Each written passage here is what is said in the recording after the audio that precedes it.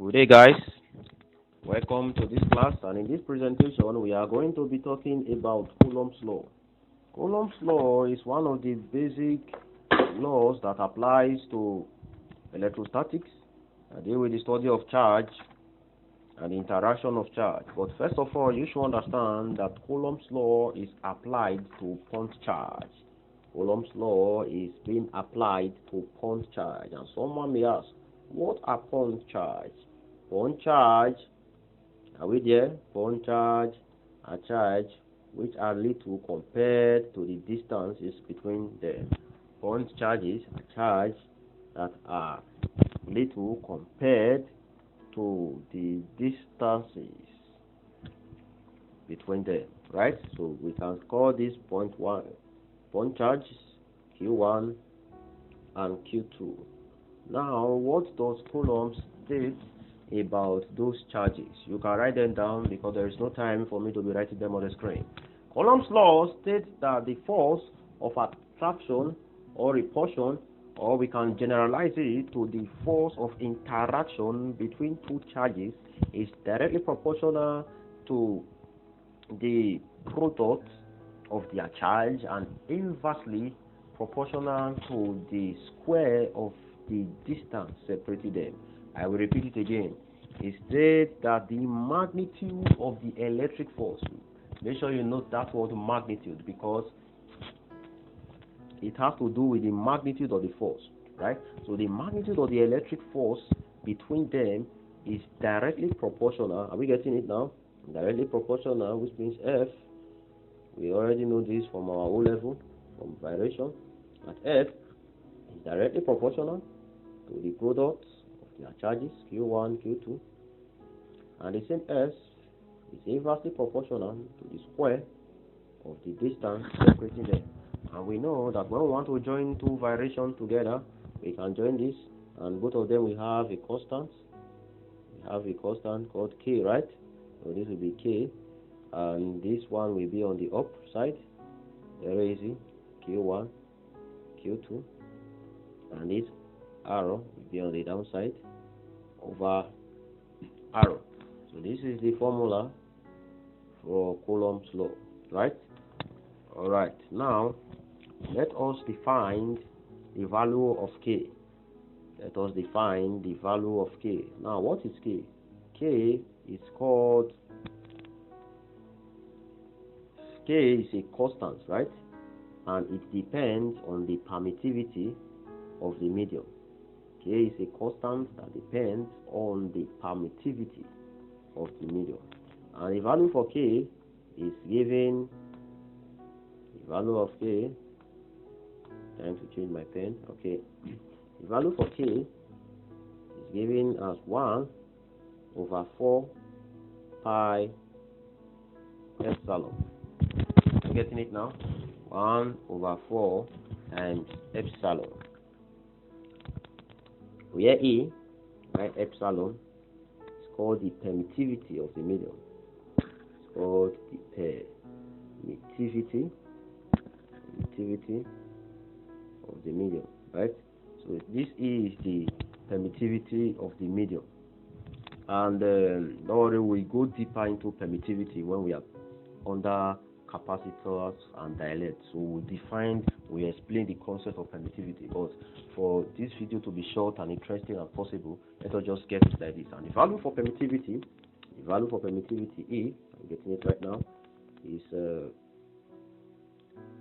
we have different values for permittivity, but for free space, right? For free space, because that's what we want to generalize. For free space, E is equal to E naught. That's when we are talking about free space, and it's equal to 8.854 times 10 raised to power minus 12. I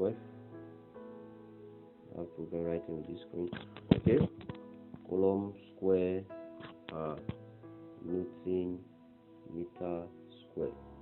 So okay, it's Coulomb square per Newton meter square. So that's the value for E, right? Okay, now let us go further and explain some concept behind this, and that is all for Coulomb's law. In the next class, we'll be solving a lot of problems so that we understand the basic foundation and the application of this law. Alright, now we should know that the force is either repulsive or attractive. The force of Coulomb's law is either repulsive or attractive. Now, when you calculate, are you getting it now?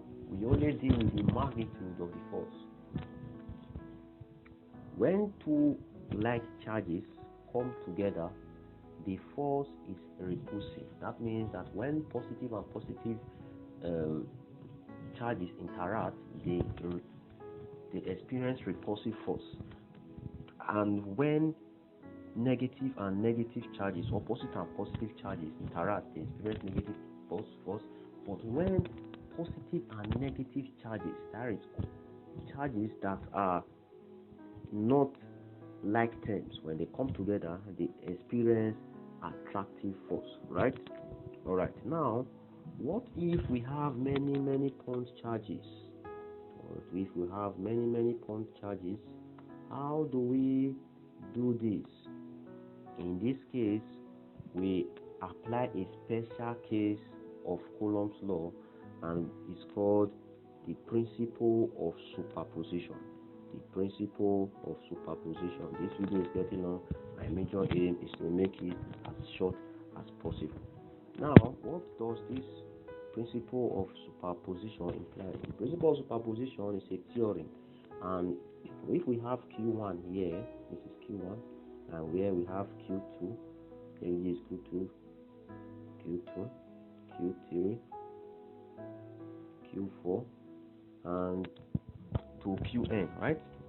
The principle of superposition, if we want to analyze the force on Q1, don't worry, we get to know more about this when we are solving problems. We have F, the total force on Q1. Total force on Q1 will be F, are we getting it? Is equal to K, are we getting it now? Magnitude of Q1 times the magnitude of Q2, are we getting it? All over, are we getting it now? The distance between Q1 and Q2 square. Note that everything here is Coulomb's law, plus K Q1, the same Q1, Q to another charge now, maybe Q3, all over the distance between Q1 and Q3, right? Plus K, having 1 and 3, right? Plus now K, what of Q4? Q1 to Q4, all over the distance between Q1 and 4. Now you discover that this is how you can calculate it, because it will be charge 1 times this charge plus the magnitude times another one plus the magnitude. What if there are n charges there? What if there are n charges? Then we can now round it up to K. We're getting it now. Q1 Qn, because charges might be many, over R1 square, and the distance between charge 1 and the nth charge. So sorry, there are squares here, squares here, squares here.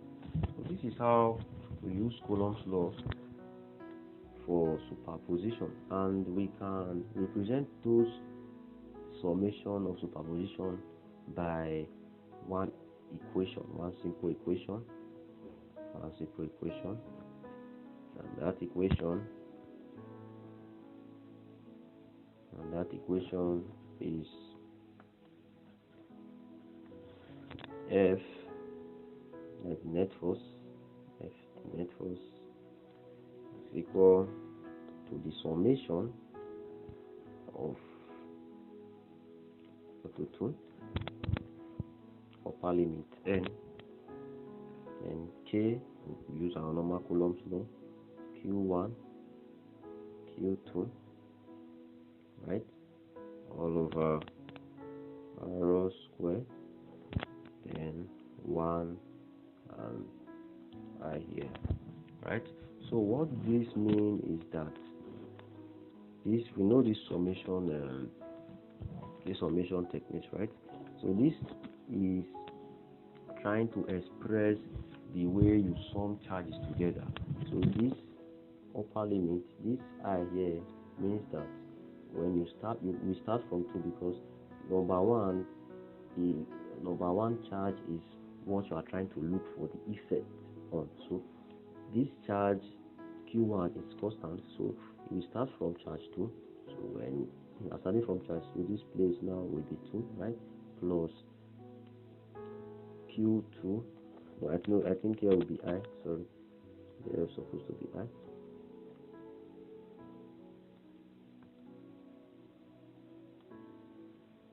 Yeah. So that will be plus. So if we are going this summation, that will be plus. That will be Q1 plus Q2 over arrow 1.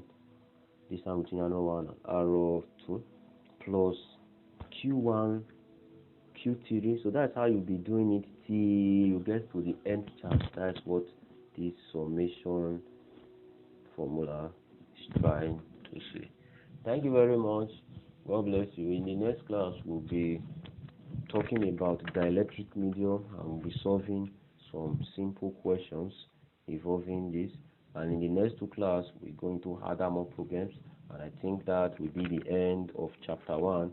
Then we go into chapter 2. Thank you very much. Make sure you invite your friends and loved ones.